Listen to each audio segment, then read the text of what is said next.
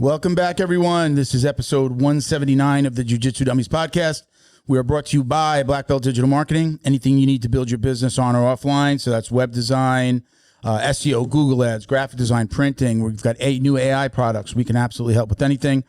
Check us out at Black Belt Digital Marketing on Instagram or our website, bbdigitalmarketing.com. You can request a free review of your online presence today.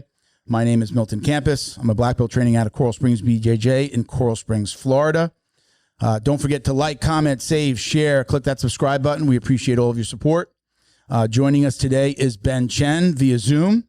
He's a black belt and co-author of Lessons from the Mat, the 12 martial arts principles that will help you succeed in business and in life. All right, so Ben, just hang out with us for a few minutes. We've got a few shout outs. Joining me today is my incredible co-host, Ben Stark. How you doing, brother? I'm doing well. Am I allowed to introduce you're allowed to introduce yourself this time. Hi. You see how I moved it in the queue? I am Ben Stark, head coach and owner of American Top Team Palm Beach Gardens, the absolute best training facility in the North Palm Beach area. The best? The absolute best. Absolute best. And most important, well, not most importantly, but secondarily, the only Academy Safe accredited school in the Palm Beaches. So if you are into the martial arts, if you want to train and you want to do so in a safe space for you and your family, come check us out. So, by the way, we are with the coaches from UCLA. We have about 40 coaches, 2 per class. How cool is it that you have an entire college system? We're almost at we'll be at, when we get them all onboarded, at 200 coaches nationwide. That's awesome. Throughout just the United States. We've got a couple in Canada. Remember, we're doing all of North America, but we've got a couple in Canada. But close to 200 once we get all of those other. Do you think we can get Academy Safe in Brazil? So we might be going to Germany. No kidding. I'll tell you about it off air. We've got something going on with an organization in Germany who has partners here in the U.S. and Canada, but they want to replicate this in Germany. Cool. Of all places. So very, very cool. That was a relationship that Rob from McDojo Life had, and it's bearing fruit. So cool. We are also brought to you by AcademySafe.org. Academy Safe is a nonprofit whose mission is to help clean up the martial arts by advocating for background checks and U.S. Center for Safe Sport certification. And yes, even though it's called U.S. Center for Safe Sport, people in Canada can do it. Anybody can do it anywhere, and I would recommend it no matter where you are, parent, coach, whatever it is. We also have that concussion training. And then we onboard, we check for cameras in a facility, AED, make sure you have CPR, first aid, all those things that make an academy safe, including making sure they have insurance, which, again, I always say it is the weirdest thing when you're onboarding somebody and they're like, oh, I've got to renew my insurance. Let me get that to you. Like, you don't set your Google Calendar? I think it's mainly that a lot of academies go, I need the insurance to get my lease, to sign my lease. And then after that, unless there's a lease renewal, they let it go. It's happened a lot. That's nuts. But I'm glad that we're doing this. Glad that we're doing this. It's funny because that was the last thing we added on at the recommendation of an insurance agent. And I was like, all right, I guess we could do that. It makes sense. And it's been one of the things that has been the hardest to get from them. It's like the last thing that you get. It's AED because you got to, potentially buy one, and then insurance. So AED was my last. You can check us out. I say us. I am the executive director. You can check us out at academysafe.org or on Instagram at academysafe. You can use code. It's JJD. FIVE. So JJD5, but spelled out JJD5VE. You get a few dollars off your annual membership.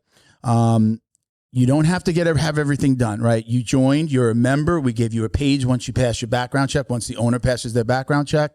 So you're like live on our site. It'll say you're not accredited yet. So you don't have to wait till you have everything. Don't worry, wait to get your AD. You can sign up now.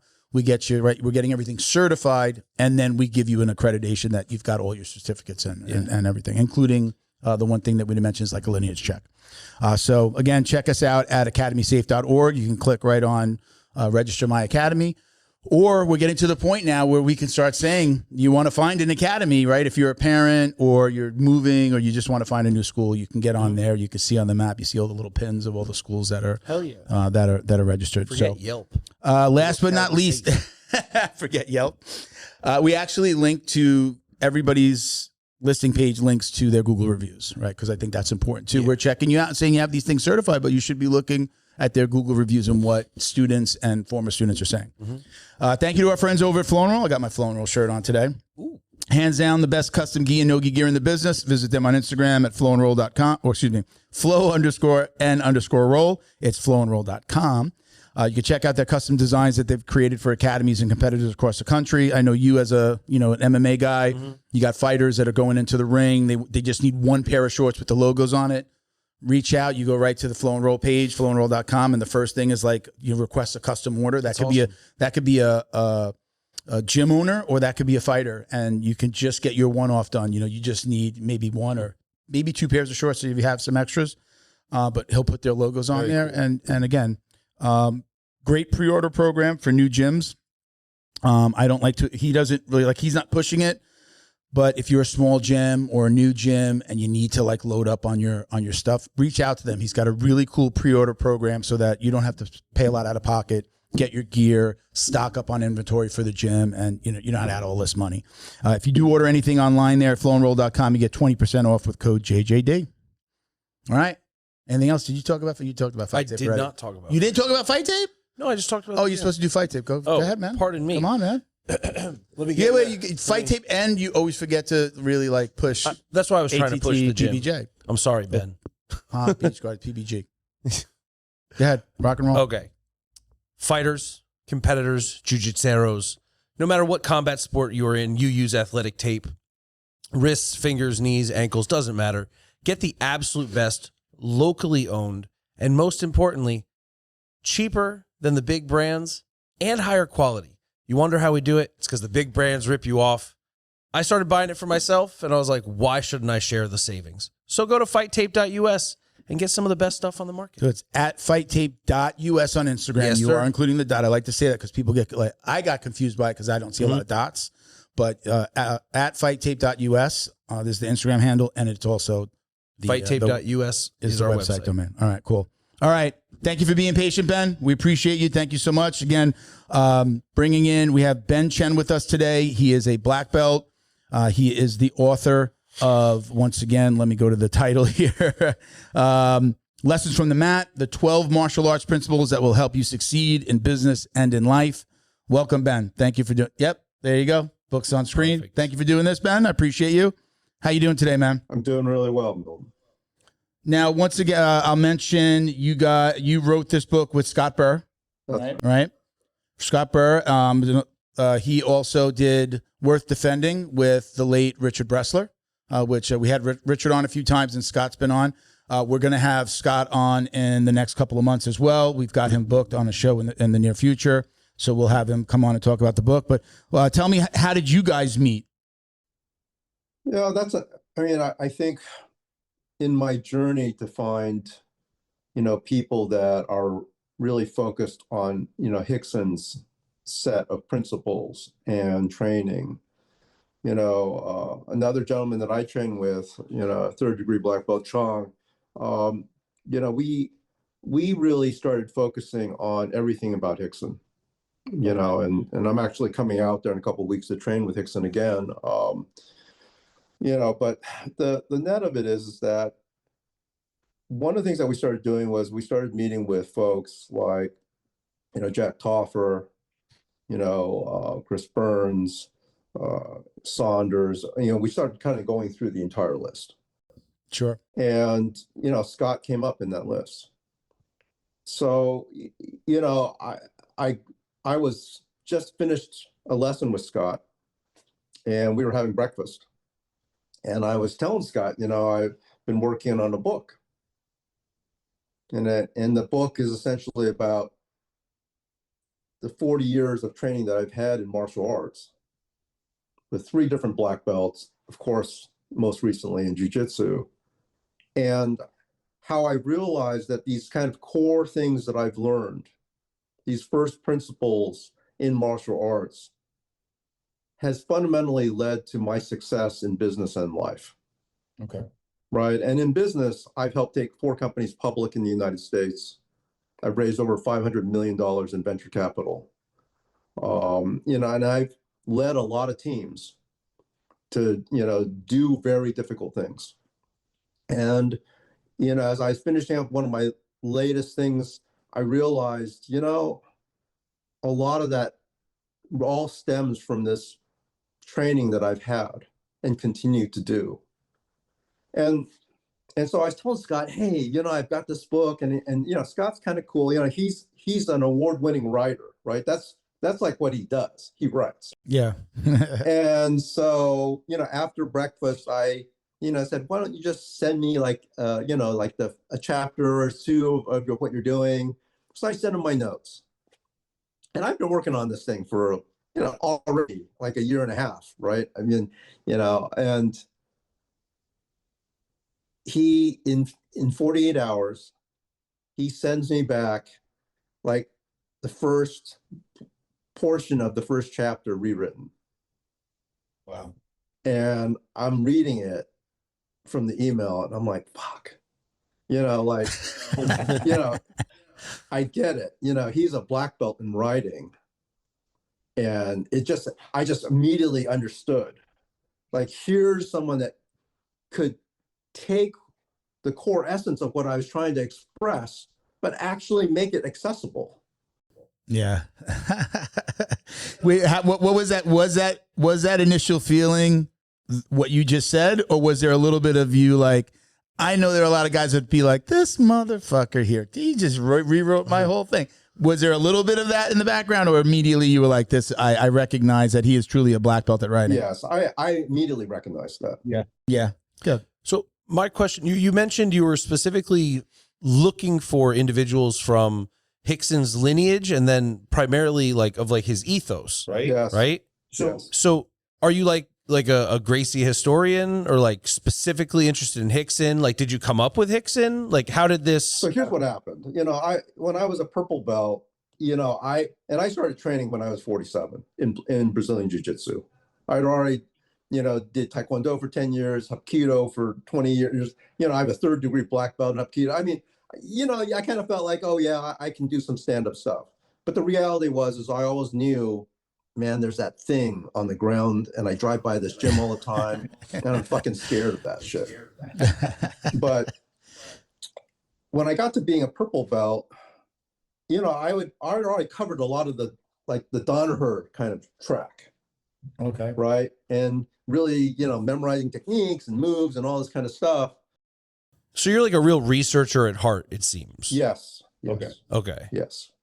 And, you know, one of my training partner, Chong, who I mentioned earlier, who, you know, who's, I think, been a black, yeah. I mean, he's been training for like, I don't know, jiu-jitsu for like 26, 28 years. It's a long time. And, you know, he said, hey, you know, I'm going to do this lesson with Jack Toffer. Do you want to come up to Orange County with me? We live in San Diego. I said, yeah, sure. Man, my first lesson with Toffer, I just felt like why didn't I learn how to just be in posture? Why didn't I learn about this concept of connection? I mean, it was just like so mind-blowing. And I felt like I don't want to say wasted time, because I also feel like you kind of need to kind of go through the rigor anyways before you can actually appreciate what's being handed to you. Yeah. But I quickly realized this is super important. And more than that, I started using it. Right? I'm small, about like 5'6", weigh 135 pounds. You know, I'm used to getting crushed. I'm 2 of you. You know, so I started using it. Almost. And it was working. And I'm like, this stuff works. And so then I started thinking, okay, I'm just going to keep learning this. So then I really got turned on to Henry. So I started going through all of his stuff, and, you know, it just kept going. And I started really getting, so that's how we got to Scott. How much of this do you like keep? How much do you retain? Like when you're taking in that much information, you know, that much technique, like how did you do it in a way where you would actually be able to retain it over time? Or were you just binging the videos going like, oh man? It's a great question. You know, I think as a purple belt versus now is very different. You know, because I would constantly rewatch and take a lesson, go back to the videos. I would, you know, cycle through. And in the beginning, maybe a lot of things are new. And so you're just trying to get the early aspects of it. But then later on for me, I would then be able to really feel like, okay, oh yeah, the elbow needs to be there for that connection to the guy's hip, right? Or I need to make sure that my posture is this way, or I'm really focused on dropping my weight down. And so now when I teach, you know, I always try to review the night before, just in my own mind. And I have lots of, you know, video of my private lessons with Chris or with Scott, or, you know, of course I have no videos with Rickson because he doesn't allow that. But, you know, I'm constantly, and I'm always kind of picking up a new tiny little detail in my mind. Oh yeah, I should focus on that. But it's different. I think when you're, you know, Scott and I have this conversation a lot, which is, you know, can you teach Rickson's jiu-jitsu to people that don't have a black belt? I want to say yes. Like, I'm still in the early part of the cohort group. So are we saying that as like understanding a concept, like where you really can't fully take it all in until you have that decade or so of experience on the mat? Or are we talking about like step by step, this is the super secret sauce? Well, here's how I think about it, right? It, like, if you don't even know what it means to be in a closed guard, or what it means to be in someone's side control, and even kind of like just the basic positioning, now for me to come and get close to you and say, well, you know what? Now that you understand this, let's just think about the ground as your friend, right?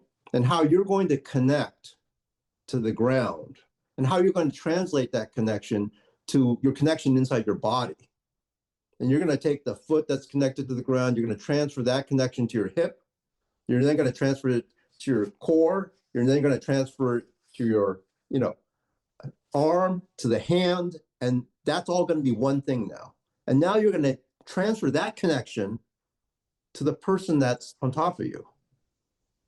That takes a lot of real thinking, you know. And in the beginning, if you don't even understand the core position itself, it's hard to even get into that detail. That's so important. Sure. Yeah. From like purple belt up, this should be stuff that you can, you know. Well, you asked the question. Did you wind up answering the question? Can you teach these core principles to somebody that's not already a black belt? I believe so. Did you wind up answering that question? The answer is yes. Yes, I believe so. But I think there's, within this cohort that I'm now part of, there is an ongoing dialogue, which is, well, really, you know, I mean, if you think about it too, like if you look at a lot of Rickson's seminars, right?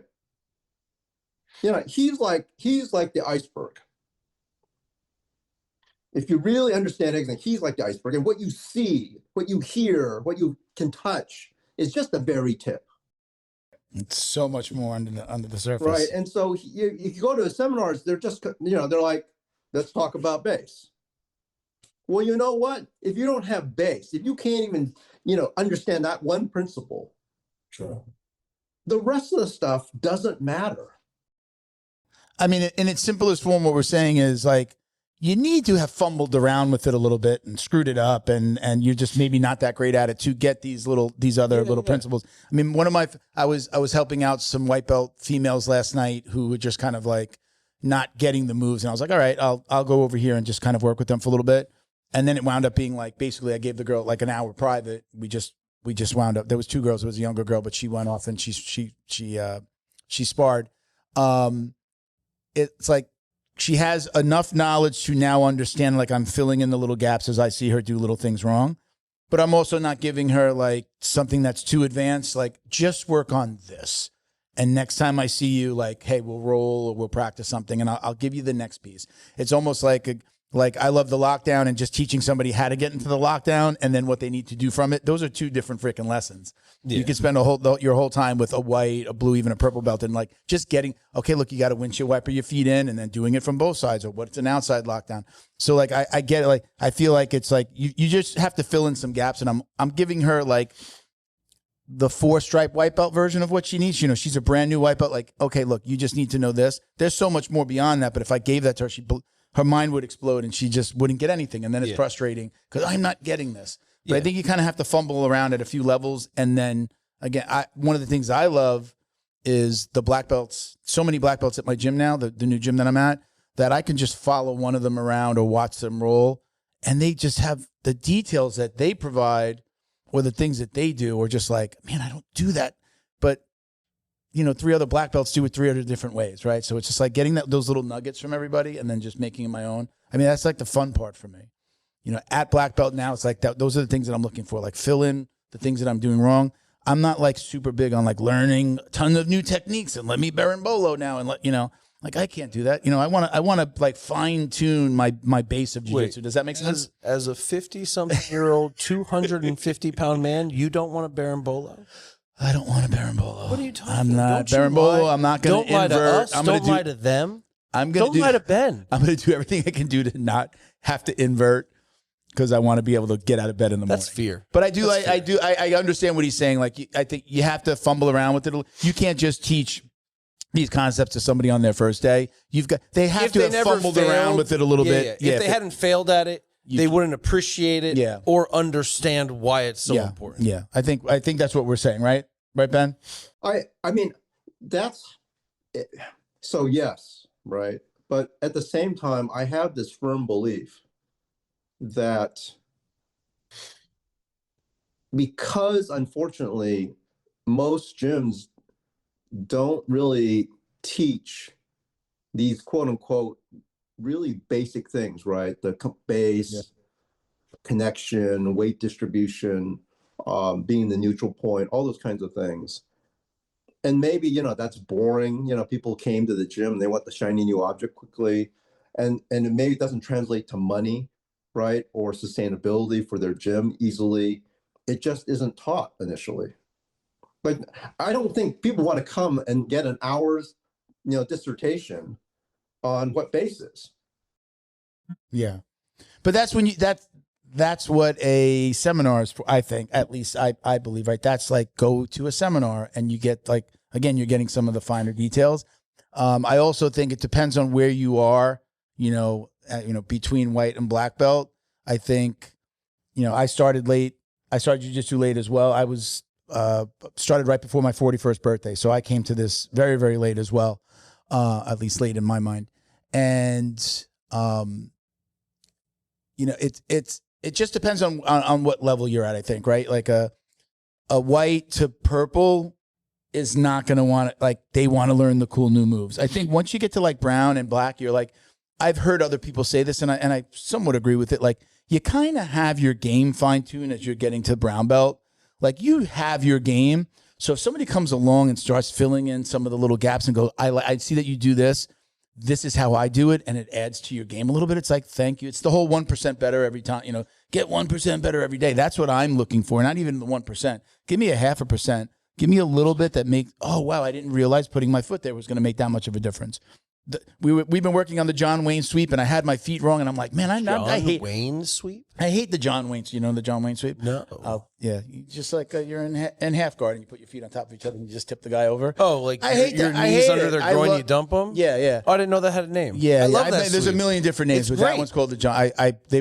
My gym calls it the John Wayne sweep. I'm sure every move has got like 15 different names. I have no freaking clue. But like things like that is like, oh shit, man, I'm not putting my feet properly. I just never really paid much attention to it. They're working it, and I'm like, oh, now I'm using it all the time because I love the half guard. I love that lockdown entry. So, but again, like the white belts and the purple belts just want to like teach me a new choke. You know, like, you know, how do I do this? What is it? You know, how do I do this throw? Well, meanwhile, I'm like, no, I want to know where my foot needs to be. And I walk away from that class going, now I got it, right? Like, it's weird. I feel like I present, so like last night I spent 40 minutes on talking about chest placement for killing a shin shield. Like, here's how we distribute our weight. Here's our base. Here's where we're putting. And you've got students of all levels. Yeah. Are they like? And how do they? I will feel say about honestly, that? Were guys falling asleep in the corner, or are they no, really taking last to night it? was a slow night, so I just had like 4 blue belts, a green belt, and a purple belt, or something like that. So it was dudes who had been around, so maybe that's why it was better received. But I know if I have 15 white belts on the mat, and I'm like, all right, guys, let's talk about putting your sternum on the outside of their IT band. They're gonna go, yeah, they don't. What? Yeah, they want. Here's why we need a 45-degree angle. We want spread feet, toes for athletic base and mobility. Here's our grip set. Is this a pass? Okay. Yeah, I mean, so it's the audience. I mean, right? At the end of the day, it's the audience. So, Ben, are you yourself? You're a student of the game. Are you coaching? Are you? Okay. Okay. And we used to be the Gracie Lomita. Okay. All right. Now, you tell me if we can. We're talking about 12 principles, right? Can you list those principles and go through them and elaborate on maybe some of your favorites? Sure. I mean, so if you go through this listing of the book, if you think about these 12 principles, right? And I'll just put that out here. Maybe you guys can see that. Sure. These principles are nothing new. Okay.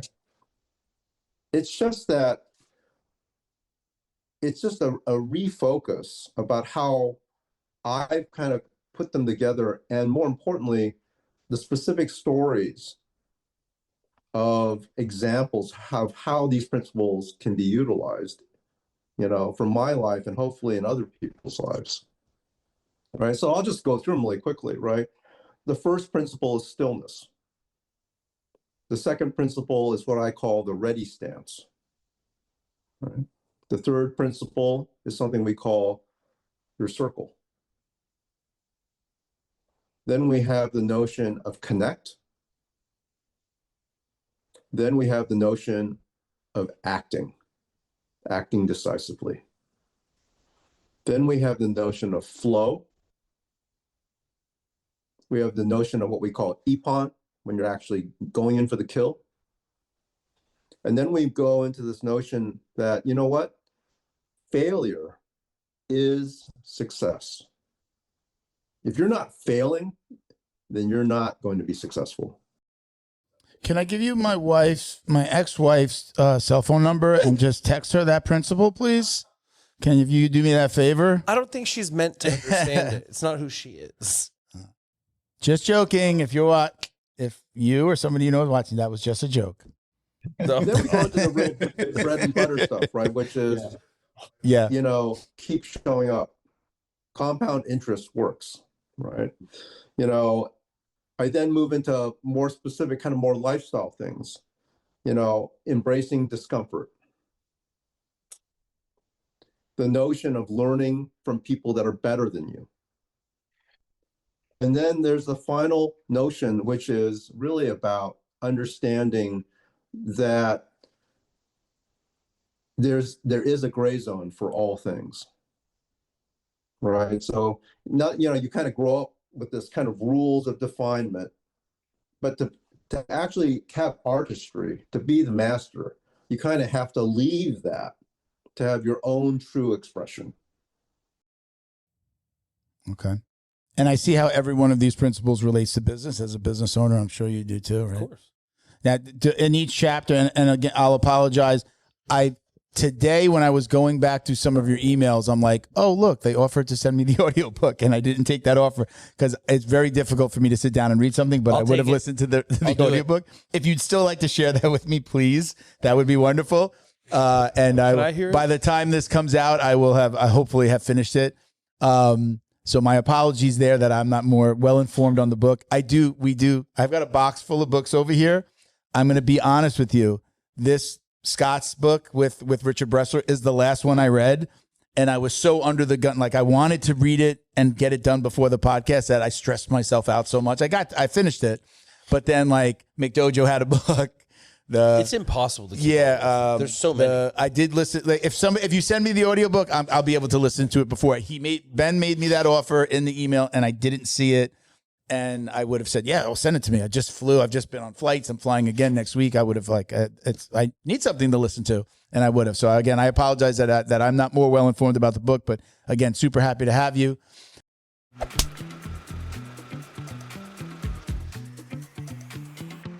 Hey, fellow Jiu-Jitsu dummies. Think about this. How well do you know the people who are training your kids? Does your academy run background checks on all staff members, not just the owner? That's why there's Academy Safe. We mandate those checks, plus crucial U.S. Center for Safe Sport certification and concussion training. But we require even more. Our accredited gyms must also have defibrillators on premises, CPR, first aid, and AED certification, security cameras, verification of coach lineage and ranks, and business insurance. Don't guess. No.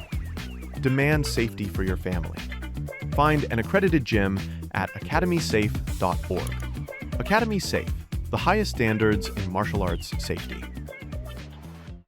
Special thank you to the crew over at Flow and Roll for all their support. Flow and Roll is renowned for their incredible no-gi rash guards, shorts, and leggings. Flow and Roll has quickly become the premier custom apparel provider for academies big and small throughout the United States. Reach out today to discuss your custom order and ask about their incredible pre-order program. You can send an email to flowandroll@gmail.com or visit their Instagram at flow_n_roll and shoot them a direct message. And yes, they can create an awesome custom gi for your academy as well. Visit flowandroll.com to check out their awesome designs, and remember, you'll get 20% off your purchase of t-shirts, rash guards, or gis with code JJD.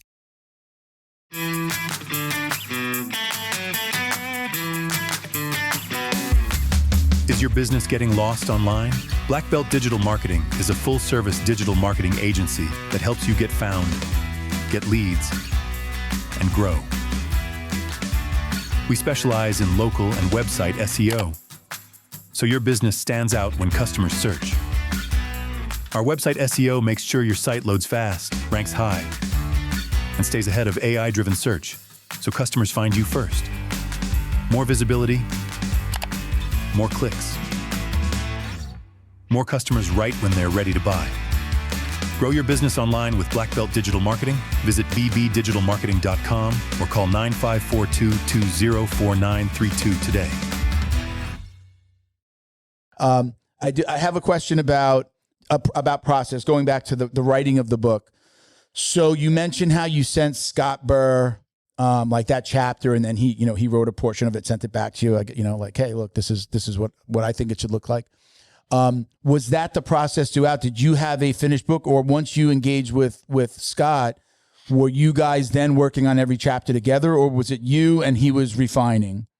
We worked on every chapter together, okay. And it took about a year. Okay. And it was, and the thing I really appreciate about Scott is a no bullshit guy. Yeah. He's legitimately the real deal, right? Yeah. I don't want to get in a brawl with Scott. He's that guy when he's got a really good cauliflower ear. So he's that guy that you see walk, you're like, yeah, walk the other way. Your ears are really good. I know they are. Same. Scott is a guy you do not want to be in the alley with, not against you. Yeah. Cause somewhere you guys, mentioned you have 6 black belts between you, right? You mentioned, so you have a jiu-jitsu black belt. You mentioned, was it Hapkido? And Taekwondo. And Hapkido. And do you know what disciplines, Scott, other than jiu-jitsu, what his belts are in? He has a judo black belt, and he also has also kind of a striking martial art that's a Korean black belt, I think. Okay. So you guys kind of know what you're talking about here.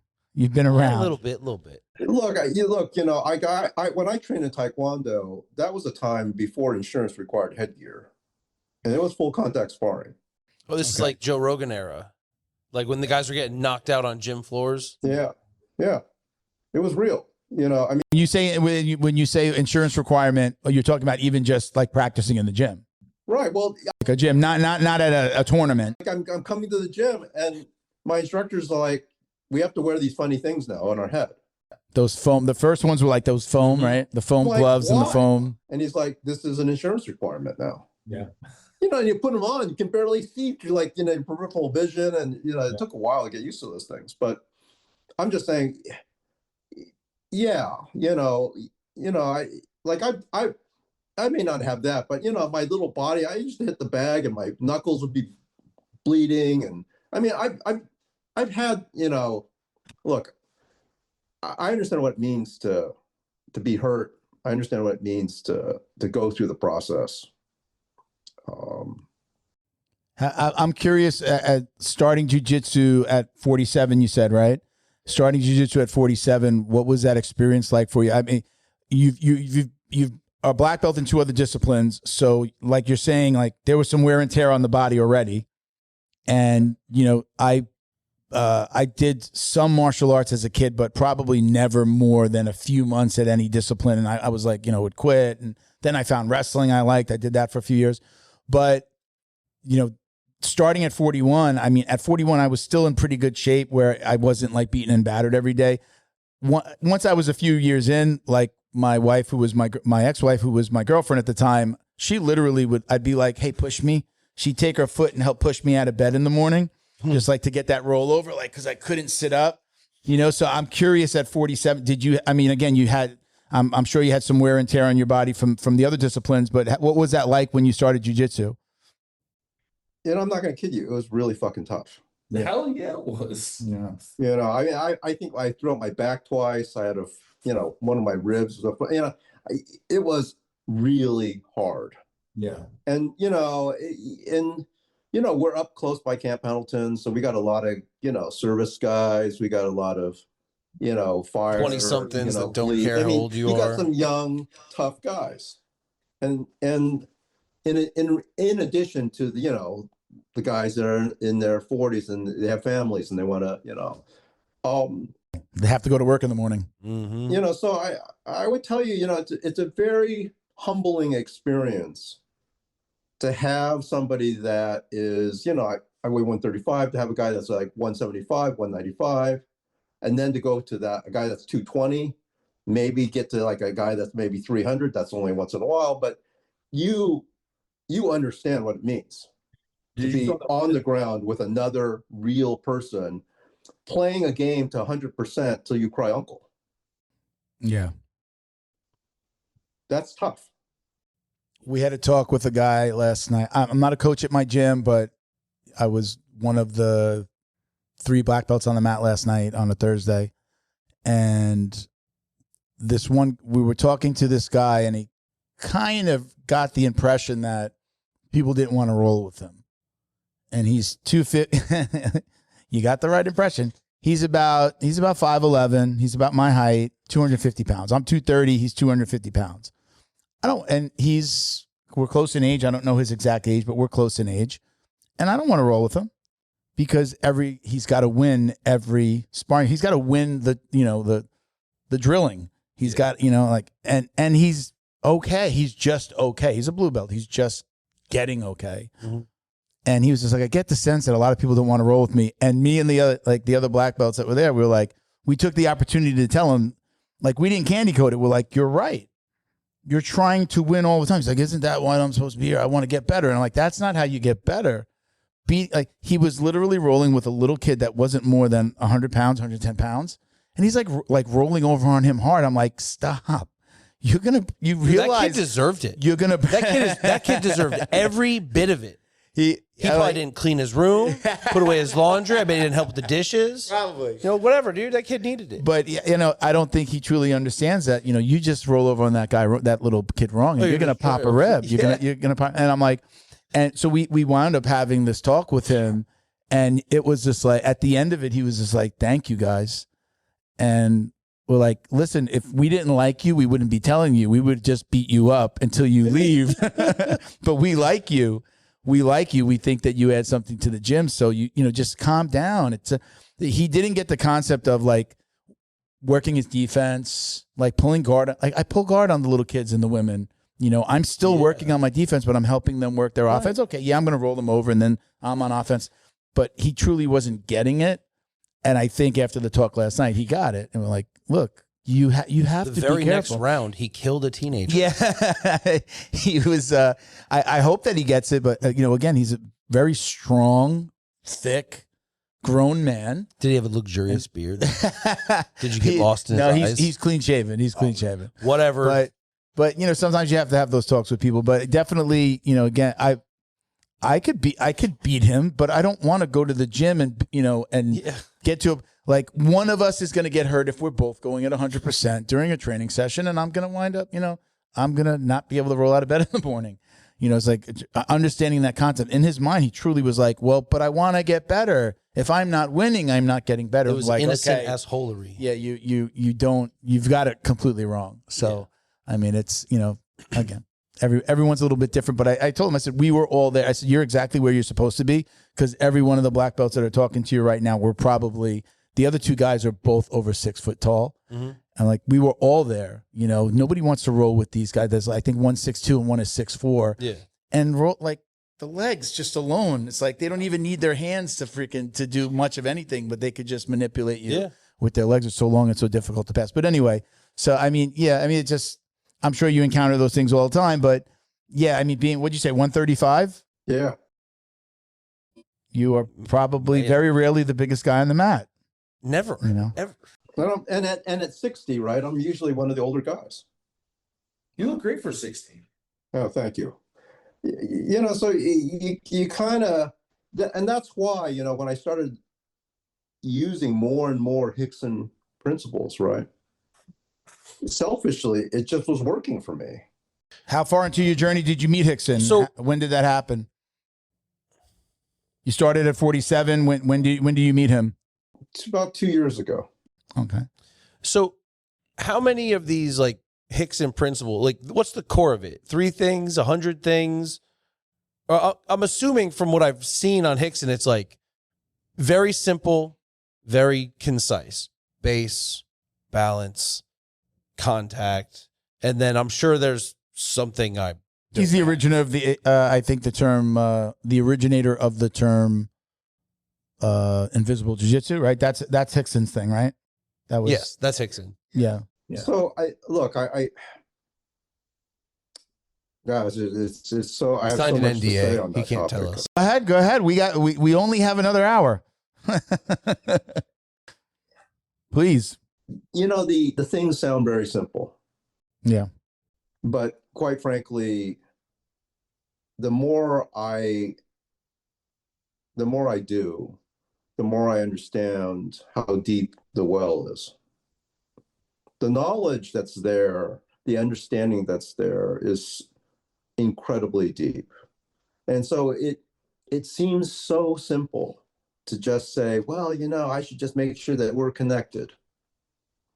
But, the notion of really knowing that the whole time, that there's no more slack between you and me in all of the positions, in every movement, that's not so simple. And I realized a lot of that, one time we'd shown a position to Rickson, and and it was a new thing, and he said, show me, so, my partner is on him, doing the submission in theory. And I just watched the tumblers start spinning. And in Rickson's mind, you see that, okay. Rickson's mind. And I could see, like, oh, there's the machine is working. And then after like 10 seconds, he says, oh, this is not a position. And he just literally moves like his body in 2 different things. And then my partner he's just like off. He's like thrown off. And this is a position that most of people would just be like done. But it's because it's an art. There is no, like, you learn a move and you're going to apply that move universally. That does not exist. I mean, maybe 50% of the time, maybe when you're learning, it's good to know the logistics of the move. But the reality is, it's so much deeper than that. And that's kind of why in the first chapter of my book, I talk about stillness. because you can't see what is truly in front of you unless you have a clear picture. You know, you take a pair of binoculars and you're trying to see something, or a scope. If it's moving around just a little bit, that target is moving. You have to empty your mind. You have to clear yourself of all your preconceived notions. You're engaged in this engagement right now. There's this conversation happening. What is the other person actually saying? What is really going on in front of me? Only until you can get to that place can you efficiently deal with the situation at hand. And Rickson is like that. He's like, you know, there is no noise. He engages with you and he sees everything. And it's so deep. He can feel, he looks at, you know, it's everything. It's your breathing. It's everything. And I realized, you know, more and more that as much as it's important to know these moves, as much as it's important to know these kind of core understanding of the things, when I roll now, I intellectually know those things, but I rely so much less on them now. It's just really about what is happening in front of me. How do I feel? You know, I was in this arm bar from this brown belt the other day. You know, I think he weighed like maybe 185, 195. He's pretty locked in. And I did this unorthodox move to basically extricate myself. But I didn't think about it. I knew it was unorthodox, but I just said to myself, I got to bring my kettlebell, my weight, to deal with this problem. Where is my weight? How is it in relation to this situation, this dilemma that I've got? Well, this feels like the only way for me to move my weight to the problem. So I did that. And I got out. But it was just, I realized that it's so deep. And so it's like it's like the art is really kind of this truer thing about really understanding yourself, having the ability to see what is in front of you at all times clearly, and then in the engagement process, really embracing that. How intimidating was it to step on that mat for the first time? I mean, you know, for those for the young guns out there that are listening and don't know who Rickson is, look him up. But I mean, he's one of the first. Yeah, I mean, so here, right. The first lesson we're having with Rickson is like in two parts. Is that a private, or you're like in a class or a seminar? Okay. So, you know, Rickson is basically talking about breathing. You know, I came here to learn the super secret, you know, thing, right? And we're starting the lesson about breathing. But you know what? I meditate and breathe every morning. It's like my secret weapon. Now, or you were before that? Now. After he talked about it. And what I would say is that, you know, after he gave us a couple of these basic things, it was then just, you know, my partner Chang and I, he was like, show me this. Get out of his guard. Pass. Do this thing. And it's like, fuck, you know, it's like, I feel like we're on, you know, we're like, I feel like I'm being tested right now. You are. You were. To maybe get to the, like, maybe we can train with you again, sir, kind of thing. And it was hard and we're drenched. I've never been so, because you feel like, you know, I got to do my best, right? And your partner is also trying to demonstrate that they know how to maintain their guard. Yeah. And it's just, anyways, I had no idea whether or not we'd survived it or not. You know, I felt good about it, but, you know, maybe, yeah. I mean, when you're on the mat with one of the best, you definitely feel like, I would guess, like you feel like you are under a microscope. I had that feeling when I changed gyms again. I was like one of the only black belts at gym after getting promoted. It's only been a couple of years, but I've been at my new gym for about a year. going on my first Monday to my new gym and there being like 15 plus black belts, where it was like 2 on the mat on a Monday at my old school. Like I was one of the guys, right? I was one of the top guys. And then going to the school was like 15 black belts, 3 of them over 6 foot.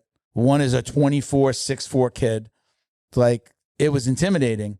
And like those first rolls, like I've had coaches come back and be like, you're rolling different than you did the first time. I was like, yeah, I was trying to be respectful, but not look like a freaking idiot. You know, who's this black belt coming from another gym up the road? So I kind of like, I wanted to do good, but I also didn't want to be the dick that's coming in, like, trying to beat everybody. So I specifically had one coach. It was just like, you're rolling different than you did the first time I rolled with you. I go, because I know you now. I didn't want to be an asshole and be like, he's smaller than me and be like, I mean, I can't submit. He's like maybe like 145 and I can't submit him to save my life. He's just, you can. He's just, there's no, I can't. He's just like, he's like a 3rd degree black belt, but like he's so technical that he just makes like, he'll just give me his back. And then it's just like freaking, I put my foot in the wrong place and there you go. I mean, it's just ridiculous, but I mean, I get that. I went through that. I went through that on a much smaller level with like people that, don't have that same name. But I could imagine what it would feel like to be like, oh, Master Rickson. One of the first things that I remember is, I'm on the ground in Rickson's Keskatami, right? And like he's looking down at my face. And I try one escape. Of course, it doesn't work. And he looks at me kind of like, oh, you know that one. That's good. I try the second. That doesn't work either. And I try the third. And each time it's like, there's like a little acknowledgement. Oh, yeah, it's good that you know that. And then after the third, it was like the pressure started increasing. And I literally felt that I was going to die. Like his weight pressure or the pressure to perform? No, there was the pressure on me. He was basically showing me, okay, buddy, we're on the street now. You tried your things. What are you really going to do? And I realized that I was going to die. and it was a real sobering like moment because, I literally understood it's lethal. I'm really in a lot of trouble right now. And then what he did was he said, Ben, I need you to move your head this way and your chin, and I need you to breathe this way. And he made a couple small adjustments. I wasn't out, but at least I could breathe. And I just understood how intricate this art was. And how important it is to actually be really pressure tested. Yeah. This is not a game, I mean, it is a game in the sports notion, but the reality is, from a self-defense perspective, you really have to know how the physics work. And if you just have an idea that's never been pressure tested, you got a big surprise coming. You mentioned that Rickson doesn't like anybody to record, or doesn't allow it to record sessions. Yeah, you can. I know. Yeah, I know that there's a video out there. It's got to be. I mean, I saw it at least a decade ago. Definitely early in my. I didn't really even know who he was. I was getting. He was isn't he the guy that fought overseas, right? Like he's that guy. And he is doing a seminar in somebody else's gym, and they're filming.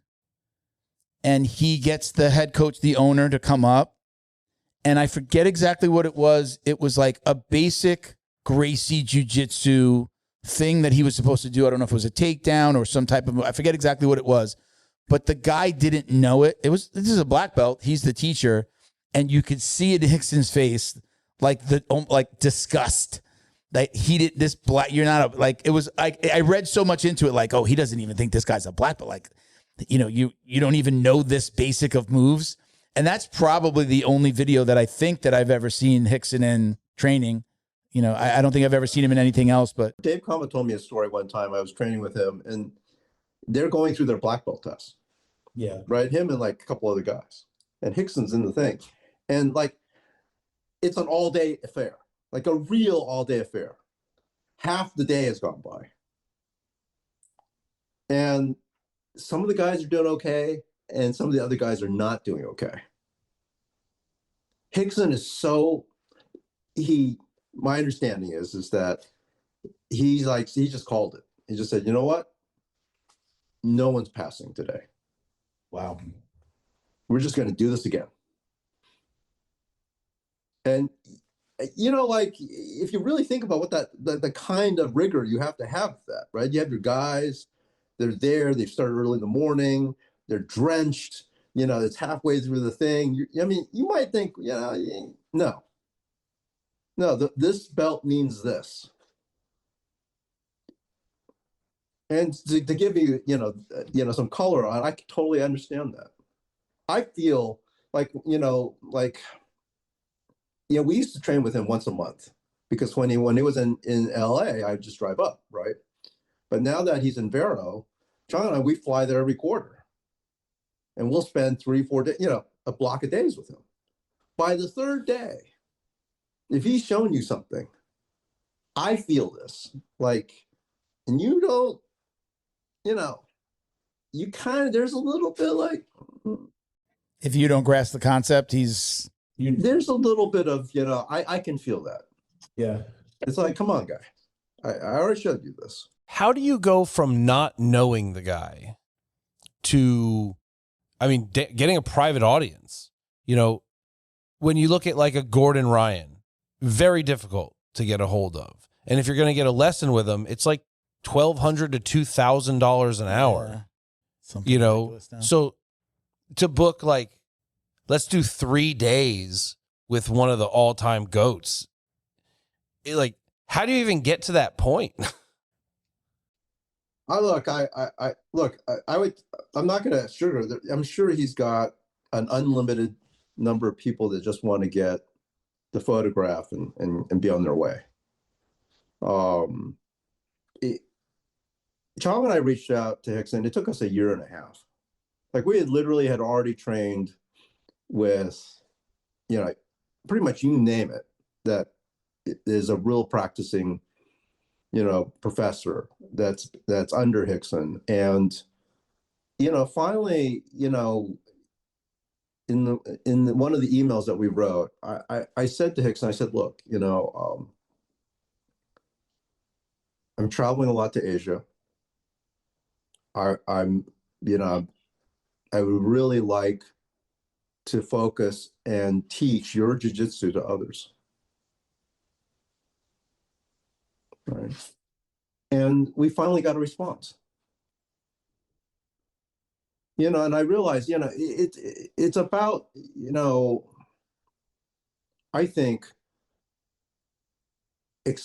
trying to preserve, his knowledge as best we can. So I give a lot of seminars in Asia, like whether I'm in Thailand and Bangkok, or I just did one in Tokyo. And it's still so amazing to me that even the most simplest things are still so new. Right. And you've got a room full of, black belts and as well as others. And it's still it blows my mind away.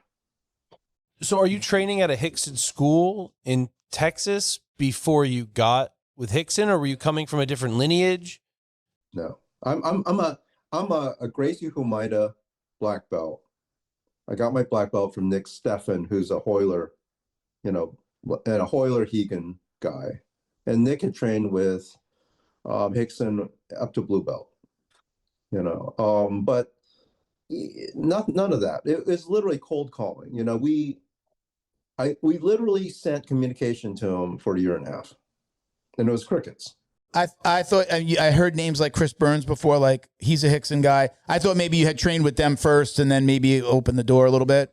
By that time, I'd already trained with Henry, with Chris Saunders, with Dave Kama, with Jack Toffer, Scott Burr. I that's not. I don't want to take it. We're serious. It's not like we took it lightly. Sure. We're doing it hardcore every day, trying to do our best to to really understand. So it's possible. By the time we reached out, we continue to reach out. Do you know these guys? I'm sure that conversation might have happened too. Okay. And yeah, they're real, they're legit, whatever. I mean, that could have happened. Is this the job now? Are you retired, or do you still work, or you have businesses, or so is jiu-jitsu's the thing now? I mean, whether it's a business, it's the thing that you do every day or most days. In my coaching for, if you're an entrepreneur or something like that. I mean, I love teaching. This is like that's the thing that I really love.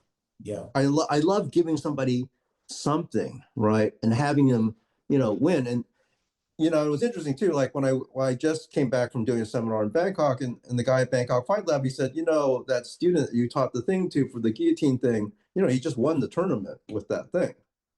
And he told me, he said specifically, that thing that Ben showed me, that's what, and I was like, it's weird. Like I was so happy. Like I felt so. It was just the greatest thing. Do you have that feeling every day? But my Ben over here, Ben Stark, do you have that feel? I mean, is it different because you're doing it every day and it's students and you see them doing it? I know I have that feeling that Ben has on like such a small level. I'll just see somebody do something that I taught him at practice, and I'm just this feeling inside is just I'm like so happy that they're getting something, or that I was able to give them a little nugget. I get it, like when it's like the first time, or it's like a newer guy who's starting to go like, I'm starting to get it like that. And then again, like when they start to compete and you see they can take what you've shown and actually apply it to non-friendly roles. Yeah. And go on from there. Yeah. Non-friendly roles, is that what you call it? Non-friendly roles. That's competition. Yeah. That's in the ring. There's like, look, this works and this functions. Don't do this to your friends. Yeah. This is from the how to alienate yourself from people lesson plan. However, competition-wise, fuck them kids. Yeah. I actually if I teach a move that I'm like, there's a dickhead version of it, I'll be like, look guys, this is the way you do it for your friends here. This is the way you do it for the guy that's rolling too hard with you, and then this is the one for the streets. Yeah. Like just little things like that. Like just some simple things, but like don't do this. You're only doing this to people that you don't like. These two versions are probably the people that you don't like, but here's the one for this room. So I like to teach that. But I get that. I could imagine that feeling. I mean, I don't know if it kind of goes away or it dissipates a little bit, but I get that because I'm not a coach every day that I'm at jiu-jitsu. Mm-hmm. But when somebody asks me something and then I see them implement something that I said, it's so gratifying. That first shot of heroin that gets you into coaching. Yeah. You're like, ooh, wait, am I good? Yeah, I love it. I spent my whole class pretty much, besides the warm-up time, a good hour with two of the girls and then a woman that's a white belt. And she was just asking me questions and asking me. We were like supposed to roll, and I was like, "Oh, hit me, go ahead. I love this. Keep it going. What else do you want to? When I'm here, I have a problem. When I'm here, I have a problem." And we just, we started to go over the stuff. And at the end, she was just like, "I'm so sorry, you didn't get to roll." And I'm like, "I just had like the best class ever. Yeah. That was amazing for me to impart that knowledge on you. I love doing that." Mm-hmm. I don't want to own a gym though. No. The on the mat stuff is dope. Yeah. The behind the desk stuff is a headache. Oh yeah. I don't want to do that. I've had conversations with certain people about like partnering on gyms, and I'm like, I love the coaching part, but I do sales already. I don't want to come in and do. You could just be an investor. Yeah. You don't have to take a physical part. Well, yeah. Not a huge ton of I'm looking at talking to people about like, we'll do the marketing. What does that look like? We'll partner with you, do the marketing. You don't have that marketing expense. You concentrate on getting them. We'll get them through the door. You get them on the mat. Mm-hmm. Run the gym. So we're looking at some different things, like how we could leverage the marketing company. I got $25 and a ham sandwich. Yeah. So we could relate. I mean, again, I'm just a practitioner, but I know you can relate. It's a great to what feeling. He's saying. It's like a muted version of watching your kid do something you talk about. Yeah. That's just your jiu-jitsu baby. Yeah. Yeah. So you get to do this every day, Ben, huh? You're out there. How many days a week do you normally train? I'm sorry. Sir. Go ahead, Ben. I was just noting, Ben, you have a gym in Palm Beach Gardens? Yes, sir. Yeah, so my sister lives down there, and so I come down there. A lot of times when I'm coming to see Rickson. Please come. Is Rickson here in Florida? No, not that I know of. He's in Vero.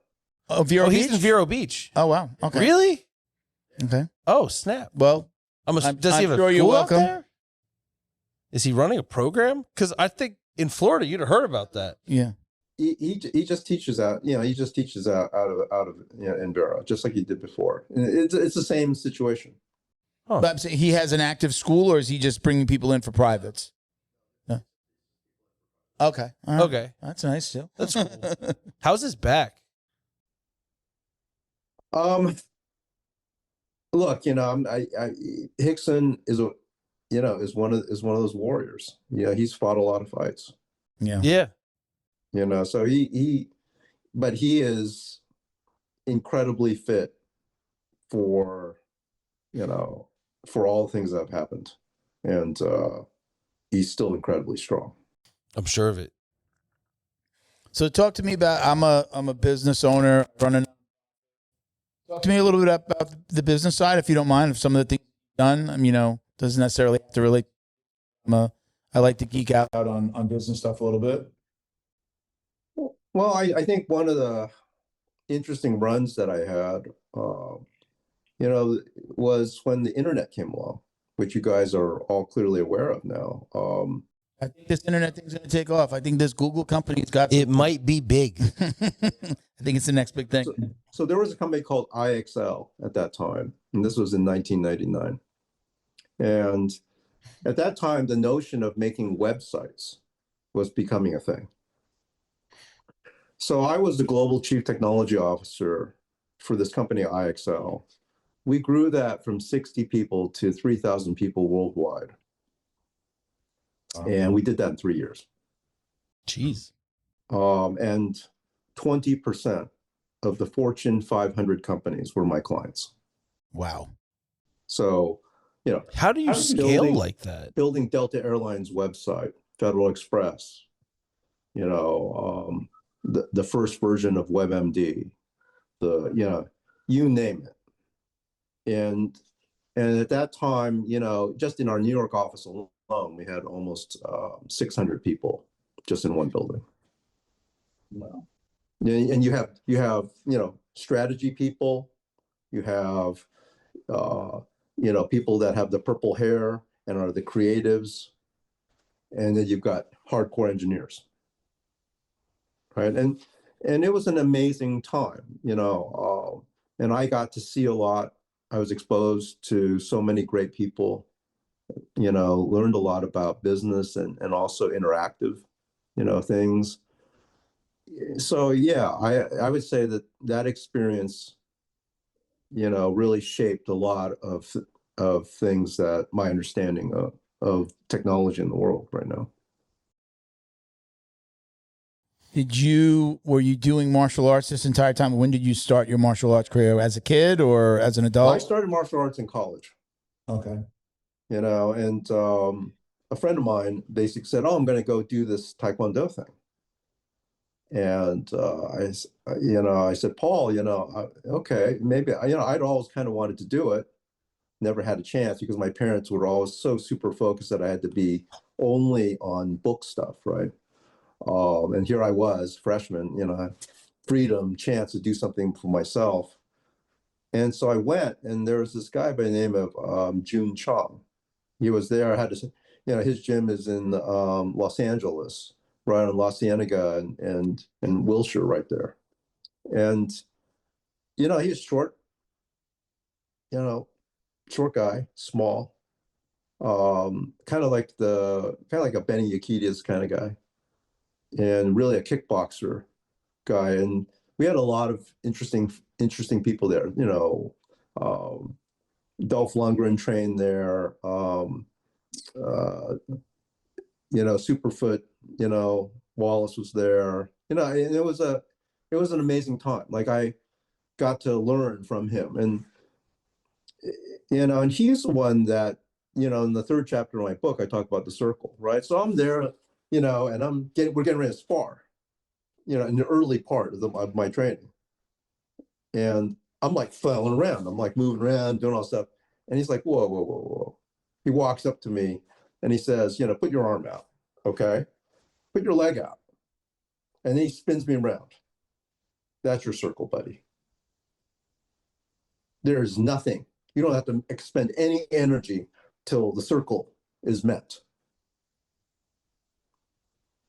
right? And that was very profound, this concept. You know, and I loved it. I just loved it, even though he had this knack of just hitting you in the ribs until you defended that position over and over and over again. And you know, it was fun. You know, you know, and I gained an appreciation, and there's that fraternity, right? You know, you have this fraternity of people, and you're suffering together, right? And you're learning together, and you know, you sweat enough on the mat, and you're just like, okay, you know, you gain a respect for what you do or what you don't do, and you can't replace that. There's nothing that replaces time on the mat. Talk to me about the decision to start jiu-jitsu. You kind of touched on it before. There was always this thing that you knew, like, I need to do that. Like, walk us through like your thought process at that time. Because I know for me, there were for many years, I did stand up at a gym that was kind of like literally a cross between like CrossFit and like a boxing, like an I Love Kickboxing, but you were like doing aggressive movements, and then you after the 1 hour you could stay and do Muay Thai sparring. Like there was kickboxing classes, but I used to watch the jiu-jitsu. I'm like, I know I need to do that. And I just was like, it was so hesitant. It was just different to have these big dudes like laying on top of each other. I'm just like, I would watch, but I never took action until a friend of the family opened up a gym. But I know for me, it was just like, I know I want to do it, but I held back, and I watched, but I held back. What was your thought process at that time when you decided to get on the mat, on the jiu-jitsu mat? Well, I had a you know, an event that happened in my life that kind of changed my thinking about things. A little over 20 years ago, my first daughter passed away in a tragic accident after her first birthday. Wow. And it was kind of like a neutron bomb drops into your life. You know, like there is no noise after that happens. At least for me, it was like, you know, and so for me, it kind of got to this weird place where it's like, well, you know what? Life is unpredictable. Anything can happen at any time.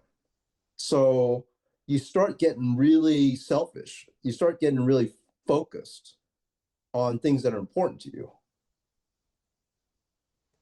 And so here I am, you know, I'm driving, and I'm thinking to myself, you know what?